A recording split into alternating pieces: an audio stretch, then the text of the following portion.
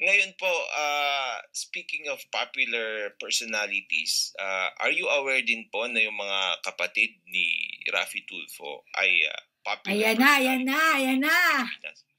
Ito na, Turbo Brothers na to ha. Turbo Brothers, pakinggan natin to, Turbo Brothers.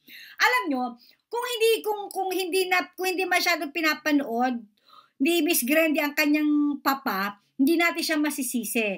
Kasi kung si Raffy Monyo walang interes sa anak niya, sa palagay ko, si Miss Grandy, dahil sa dinanas niya, sa kalupitan ng tatay niyang walang hiya, nawalan na rin siya ng interes. Diba? Ganun lang siguro yan. Now, next topic tayo, itong Turbo Brothers. Pakinggan natin to ha, maganda to, magkaalaman kung totoo bang Turbo Rangers ang Robas family na ito. Tuloy, attorney. Attorney Libayan, tuloy. Opo, dati nung na-meet ko siya una, si Mon mas popular ata kaysa sa kanya. Si Mon at saka si Erwin. Si Ben konti. So, I think when I first met him, Raffy wasn't as big as Mon Erwin. Maybe he was bigger than Ben at the time. So ito po, where did you meet them? Can you remember po what was the year when you met your titos, the Tulfo brothers? To be honest, I can't remember the exact year. It might be the first time that I was in the Philippines. So, kung tama, 2007 yon. Yung na-remember ko lang, we went to a fancy restaurant, a private room. So, there was a specific private room sa restaurant. So, it was just my uncles and my father and their girlfriends. So, dinala yung lahat ng girlfriends. Wow, wait a minute. Namit niya ang mga titos kasamang kanyang papa with the girlfriends. With the girlfriends. So, ibig sabihin, kumpirmado. Ang mga Turbo Brothers ay kumpirmadong Turbo Rangers, the Robas family. Okay? Kung merong mang saksi sa mga pangtuturbo ng magkakapatid na ito, si Miss Grandy yun. Dahil buhay na saksi siya. Kasama siya. Nung minute niya, ang kanyang mga tito, sila uncle, kasama ang kanilang mga eklabush, kasama ang kanilang chinenes. Diba? Kasama ang kanilang chinenes. May gulay. Hindi kayo nahihiya. My God, batang-bata si Grandy. O dahil bata siya sa paningin nyo, kaya tinetake advantage nyo. Hindi kayo nahihiya kay Grandy na imimit nyo yung bata, kasama nyo ang mga kabit nyo. Imimit nyo si Miss Grandy na 13 years old, kasama nyo yung mga tinuturbo nyo. Tinetake advantage nyo yung bata dahil bata siya sa paningin nyo. Pasok kayo sa bawsi. Pang-abuso sa bata yan, men. Pang-abuso sa bata yan, men. Putang ina, nasisikmura nyo yan. Inang kakapal na mukha ng mga Turbo Rangers. Tuloy, attorney. Nila. Walang nagdala ng asawa. Girlfriends lang ang na-meet ko. So, that was my first time. And again, I was young. So, excited ako na-meet kong si Tito Mon. Diba? Sikat siya. So, excited ako na-meet ko si Tito Mon, si Tito Erwin, tsaka yung mga girlfriends nila. So, ang nandun pala, si Tito Mon, si Tito Erwin, at saka ang papa. With the chinenes. Okay? With the chinenes. Si Daddy, si Uncle Mon, at saka si Uncle Erwin. Tanginan, titikas ha. Ayan na matindi. Turbo Rangers.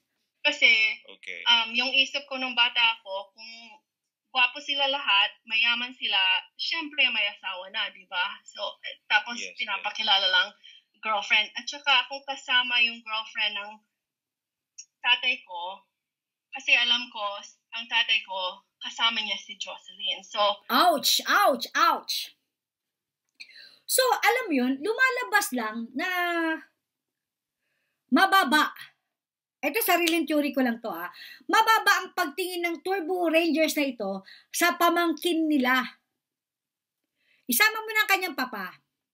Kasi di ba, ang normal, ipapakilala mo si pamangkin kay wife. Hindi kay kabeching, hindi kay chinenes. Like ako babae ako, kunyari meron akong asawa. Kunyari lang, dalawa namin akong asawa, no? Kunyari meron akong asawa. Siyempre yung anak ko, naturally, ang anak ko, ipapakilala ko sa asawa ko. O yung pamangkin ko, ipapakilala ko sa asawa ko, hindi sa chinenes ko. O hindi sa aking chupapi. Di ba kung meron akong chupapi, hindi ko para ipakilala aking pamangkin, ipapakilala ko aking pamangkin sa aking asawa. Respect yan Pagmamahal yan Di ba? Bakit pinakilala sa mga chinenes? Bakit hindi sa mga wife? At saka ito si Miss Grandy, well, in fairness, nakilala ni Miss Grandy itong si Jocelyn. Which is tama lang. Dahil na kinakasama ngayon ni Rafi Monyo. Tama lang na ipakilala niya. Pero, ang nakakaloka dito, kailangan talagang pinakilala mo na si Miss Grandy kay Jocelyn, kailangan talaga ipakilala di sa mga chinenes mo? Kailangan talaga ipakilala mo sa mga tinuturbo mo? Ganon din kila Uncle? Kay Tito Mon at saka kay Tito Erwin? Ba't hindi niyo pinakilala sa mga wife? I don't get it. Wala kayong respect sa bata. Wala kayong pagmamahal sa bata. Ang baba ng tingin niyo kay Miss Grandy Di ba? Nasa isang private lang sila For privacy, alam mo na, syempre mga sikat sila. Di ba? Dapat dinala niyo sa mga bahay ng mga asa-asawa niyo. Di ba? Pero dahil nga tinatago niyo si Miss Grandy, ganyan ang ginawa niyo. Tapos pinakilala niyo sa mga kabit. Di ba? Pamangkin mo yan Ako ganun ako pamangkin ko. Hindi ko papakilala sa aking chupapi. Papakilala ko sa aking husband. Kung meron akong husband. Paging nga yan Paulit-ulit sabi ko wala akong asawa. Yung mga naghahanap ng wife dyan. I am free and ready to mingle. Char! Diba? Seriously. Am I correct? Or am I correct? Wala kang respeto, Day. Pakikilala nyo sa chinenes nyo. Diba? Ba't di nyo ipakilala sa pamilya nyo? Dali nyo sa pamilya nyo para makilala din ng mga anak nyo.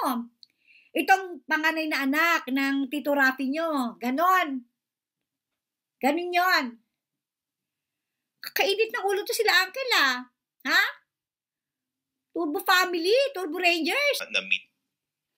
Isang beses lang po ba? Isang beses lang, pero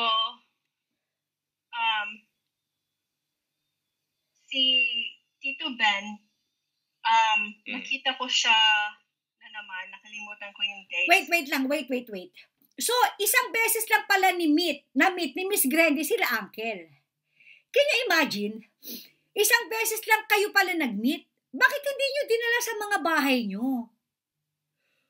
Diba? Kung mahal nyo yung bata, lalo na't ang tagal yung hindi nakita, ngayon nyo lang nakita, bakit hindi special ang treatment na ginawa nyo? Bakit hindi nyo dinala sa mga bahay nyo, Uncle? Ewan ko, mali ba ako? Pero hindi ako pwede magkamali. Hindi ako pwede magkamali because I am perfect. Am I correct? But seriously, isang beses lang pala kayo nag-meet. Bakit hindi nyo sa bahay dinala? Or after nyo kumain, pinakilala nyo sa family nyo. That is love. Respect. Bakit kila chinenes lang? Ba't hindi sa mga asawa nyo o sa mga anak nyo para makilala nila si Pinsan? The eldest daughter of the famous Senator Rafi Monyo Turbo. I don't understand. I don't get it really. Diba? Hindi ba special si Miss Grandy? Hindi ba siya special? Bakit gano'n? Isang beses lang nag-meet? Hindi nyo pa tinodo?